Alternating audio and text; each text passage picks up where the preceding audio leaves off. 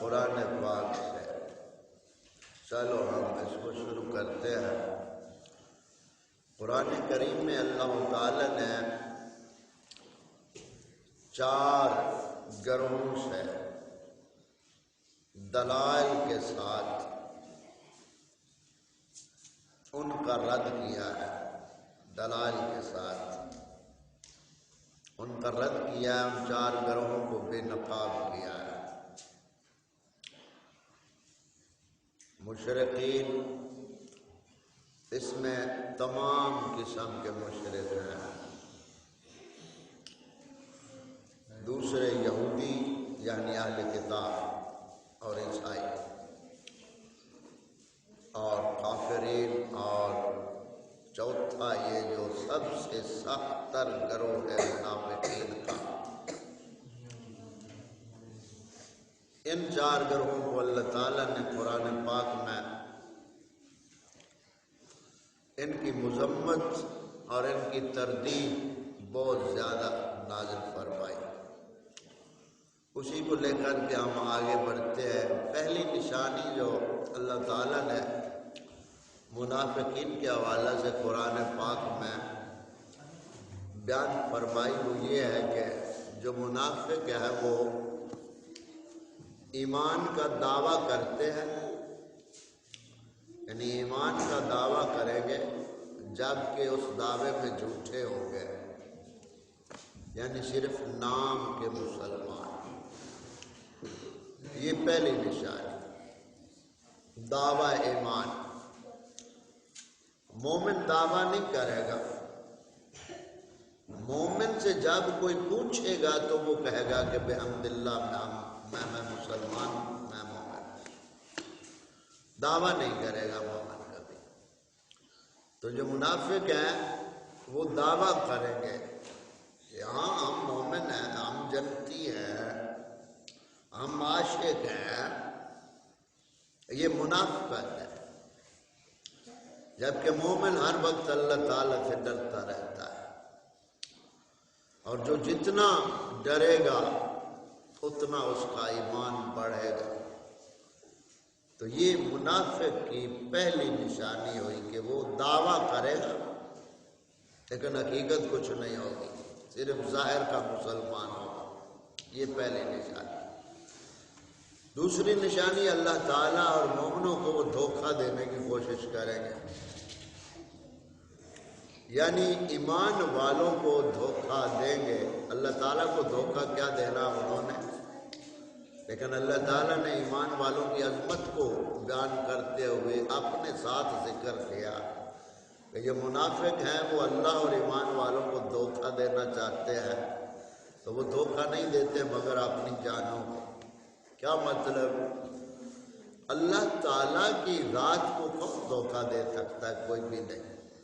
تو یہاں ایمان والوں کو یعنی محفوظ رکھنا مقصد ہے کہ اللہ والوں کے ساتھ اللہ تعالیٰ ہے۔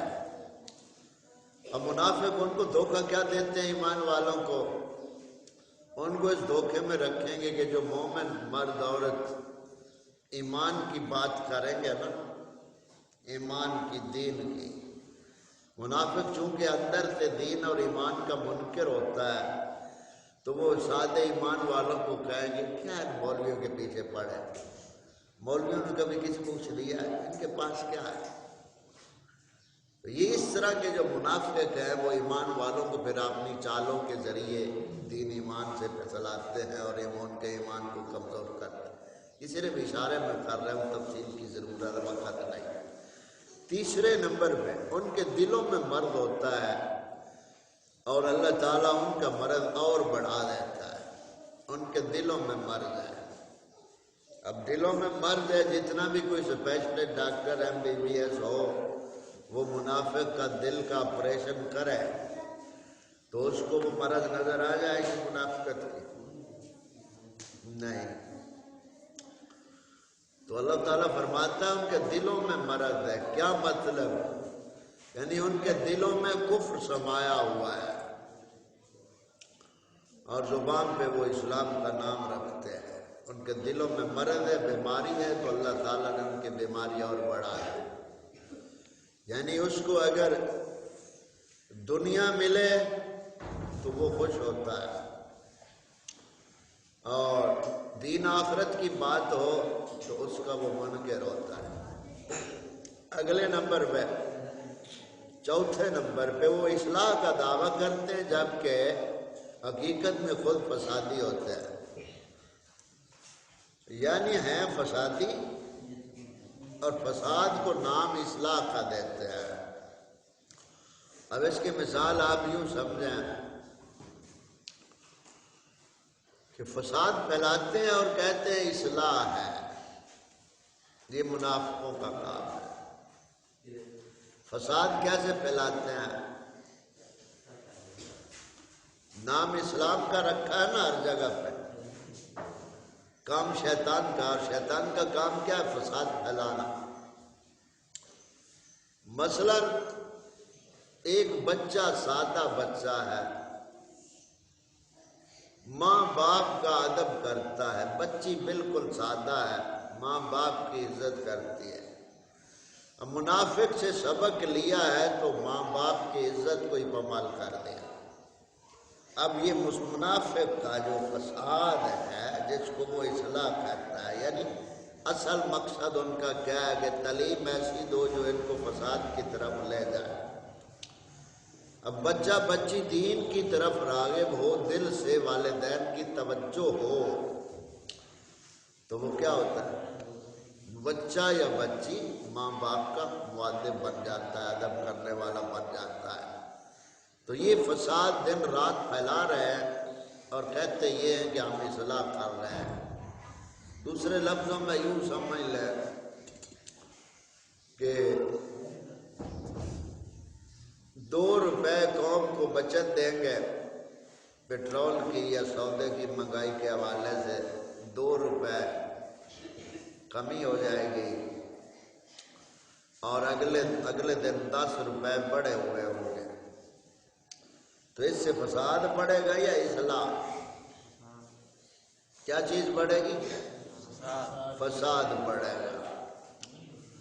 تو یعنی دعویٰ اصلاح کا اور کام فساد کا، یعنی حق کو باطل کو ملانا، یہ ان کی اصلاح ہے۔ دوسرے لفظوں میں حق اور باطل کو ملا کر پیش کرنا، اس کو وہ اصلاح کا نام دیتے ہیں، اور جو حق و باطل کو ملانا یہ تو فساد ہے۔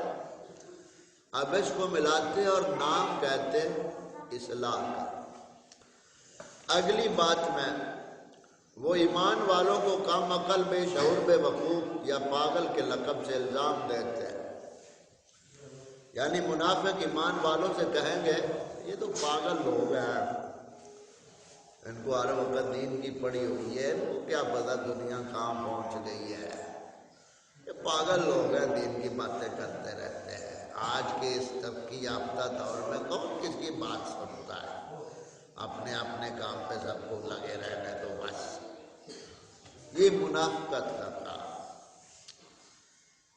اور یہ منافقوں نے نبی پاک صلی اللہ علیہ وسلم کے صحابہ پاک کو کہا تھا معاذ اللہ، کہ صحابہ پاک رضوان اللہ علیہم اجمعین جو تھے وہ سب کو، منافق ان کو کہتے تھے سفہاء۔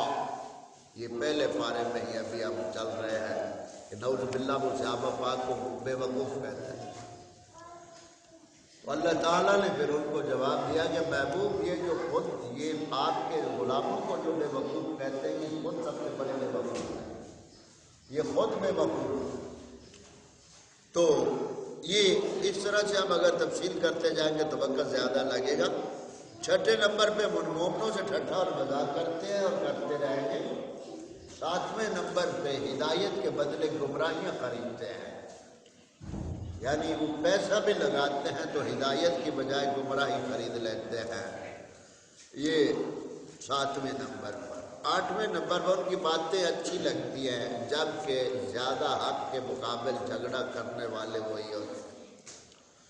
باتیں منہ سے اچھی کریں گے اور حق جب بیان کیا جائے تو آگے جھگڑا شروع کر دیں گے۔ 8ویں نمبر نمبر پہ اپنے دل کی باتوں پر اللہ تعالیٰ کو گواہ بناتے جبکہ وہ جھوٹے ہیں۔ 10ویں نمبر پہ باطل کے ذریعے سے بات مباحثہ کرنے میں بڑے ماہر ہوتے ہیں، یعنی جھوٹ کا سہارا لے کر بہت بڑے ماہر ہوتے ہیں بات کرنے میں، جھگڑا کرنے میں، مجادلہ مناظرہ کرنے میں، چرب زبانی میں، تیز زبانی میں۔ 11ویں نمبر پہ جب لوگوں سے اوجھل ہوتے ہیں تو باطل کاموں کے ذریعے کوشش کرتے ہیں، یعنی جب علیحدہ ہوں گے لوگوں سے تو پھر اپنی چالیں چلیں گے۔ 12 نمبر جب ان سے کہا جاتا ہے کہ اللہ سے ڈرو تو تکبر اور غرور اور گناہ پر آمادہ کرتے ہیں، یعنی جب ان سے کہا جائے کہ اللہ سے ڈر جاؤ تو آگے سے ان کو وہ غصہ اور غرور اور تکبر گناہ پر زیادہ ابھارتا ہے، یعنی ہدایت کے بدلے پھر وہ گناہ میں اور بڑھ جاتے ہیں۔ 13 نمبر کافروں سے محبت کریں گے اور ان کی مدد اور خدمت کریں گے۔ جو منافق ہے وہ ہمیشہ کافروں کی خدمت کرتے ہیں اور انہیں کی مدد اور ان سے لینا دینا۔ 14ویں نمبر کافروں سے عزت، نصرت اور مدد طلب کر، یعنی وہ عزت چاہیں گے تو کافروں سے، مدد چاہیں گے تو کافروں سے، خدمت کریں گے تو کافروں کی کریں گے، بظاہر مسلمان بنے ہوئے ہوں گے۔ اس کی موٹی سی مثال آپ کافروں سے عزت حاصل کرنے کے حوالہ سے آپ یہ دیکھ لیں، یہ تھوڑی سی میں آپ کو مثال دے دیتا ہوں۔ سار کس کا لقب ہے؟ انگریز کا ہے یا مسلمانوں کا ہے؟ سار، ماسٹر، ٹیچر، لیکچرار، پروفیسر، ہے نا؟ یہ تمام القاب جو ہے، اب یہ لقب جس کو بھی ملے وہ خوش ہوتا ہے یا نہیں؟ یعنی کوئی ٹیچر لگ جائے تو بارے نیارے ہوتے، بہت خوشیاں ہوتی ہیں، ماشاءاللہ بچہ ٹیچر لگ گیا ہے، ایسے ہی۔ تو اب ٹیچر زیادہ عزت والا معاشرے میں چلتا ہے یا مولوی؟ ٹیچر۔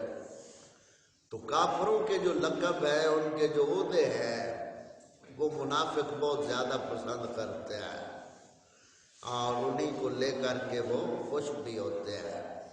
تو یہ منافق ہے جو کافروں کے ہاں عزت ڈھونڈتے ہیں۔ دین اسلام میں عزت کیا ہے؟ جو دینی نام تھے، القابات تھے، ان کو چھوڑ دیا۔ آگے کافروں سے محبت یعنی عزت نصرت۔ 15 نمبر کافروں اور مومنوں کے درمیان پریشان ہے، یعنی لٹکے ہوئے ہیں درمیان میں۔ ادھر پریشان سال میں کہ ہماری منافقت کہیں کھل نہ جائے، ادھر کافروں سے پریشان کبھی کبھی ہوتے ہیں کہ شاید ہمیں یہ کچھ نہ دے، تو دونوں طرف سے یعنی لٹکے ہوئے درمیان میں۔ 16ویں نمبر پہ اللہ اور اس کے رسول جل جلالہ و صلی اللہ علیہ وسلم سے کفر کرتے ہیں، اللہ اور رسول کا انکار کرتے ہیں۔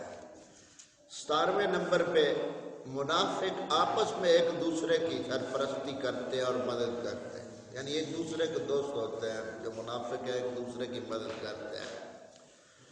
نمبر 18 اللہ تعالیٰ کا ذکر برائے نام کرتے ہیں، دل سے منکر ہے۔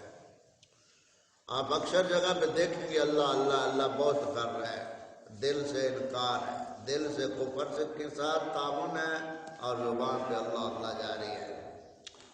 19 نمبر لوگوں کو دکھانے کے لیے عمل کرتے ہیں، منافقت کا جال پھیلا کر لوگوں کو ایمان سے دور کرتے ہیں، یعنی ایمان والوں کو، سادے لوگوں کو اپنی منافقت کے جال میں لا کر ان کو بھی ایمان سے دور کرتے ہیں۔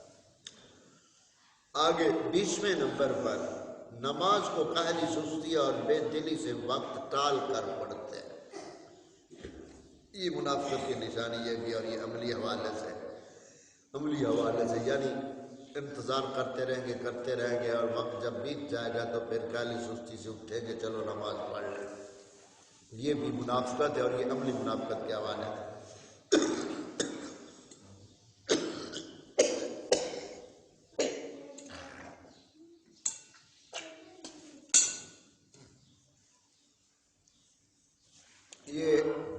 20 باتیں آج کے درس میں ہم نے پڑھی۔